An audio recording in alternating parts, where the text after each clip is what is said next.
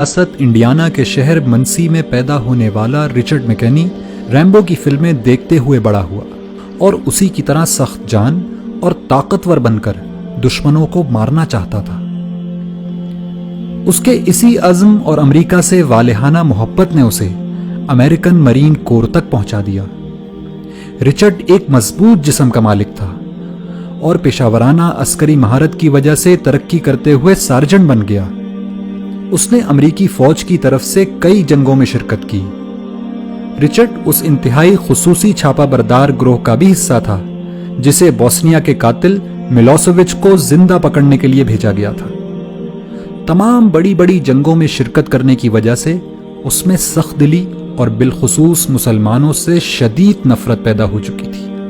یہ نفرت اتنی بڑی کہ ایک دفعہ جوتے کی دکان میں اس نے 2 برقع پوش خواتین کو دیکھا تو ان کی گردنیں توڑنے کا ارادہ کر لیا تھا۔ اسی شدید نفرت کے سبب اس نے منسی میں مسلمانوں کی مسجد میں جمعے کے دن دھماکہ کرنے کا منصوبہ بنایا۔ اس کا منصوبہ تھا کہ وہ سینکڑوں مسلمانوں کو بم سے اڑا کر اپنی گاڑی میں بیٹھے ان کے چیتھڑے اڑتے دیکھے گا، لیکن قدرت کو کچھ اور ہی منظور تھا۔ مسجد کو بم سے اڑانے سے پہلے اس نے آخری دفعہ اسلام اور مسلمانوں کو جاننے کا فیصلہ کیا۔ رچرڈ مسجد میں داخل ہوا تو وہاں ایک نمازی نے اس کو خوش آمدید کہا اور پوچھا کہ کیا وہ اس کی کوئی مدد کر سکتا ہے۔ رچرڈ نے اس شخص سے اسلام کو جاننے کی خواہش ظاہر کی، چنانچہ اس نمازی نے اس کو قرآن مجید دے دیا اور کہا کہ آپ اس کو پڑھیے اور پڑھنے کے بعد جو سوالات آپ کے ذہن میں پیدا ہوں وہ ہم سے پوچھ لیجئے گا۔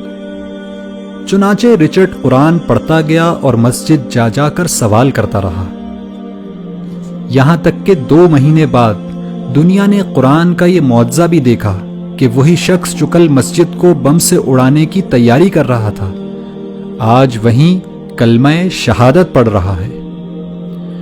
رچرڈ اس مسجد کی انتظامی کمیٹی کا 3 سال تک صدر رہا اور آج مایوسی اور نفرت کے شکار لوگوں کی کاؤنسلنگ کرتے ہوئے امریکہ میں اسلام کی دعوت لوگوں تک پہنچاتا ہے۔ ایک انٹرویو میں رچرڈ نے بتایا کہ قرآن کی اس ایک آیت نے اس کی زندگی تبدیل کر دی کہ جس شخص نے کسی ایک شخص کی جان بچائی اس نے گویا پوری انسانیت کو بچا لیا۔ اگر قرآن کی فقط ایک آیت مسلمانوں کے کٹر دشمن کی زندگی تبدیل کر سکتی ہے تو پورا قرآن کیا کچھ انقلاب برپا کر سکتا ہے۔ لیکن پھر بھی ہماری زندگیاں کیوں تبدیل نہیں ہو رہی؟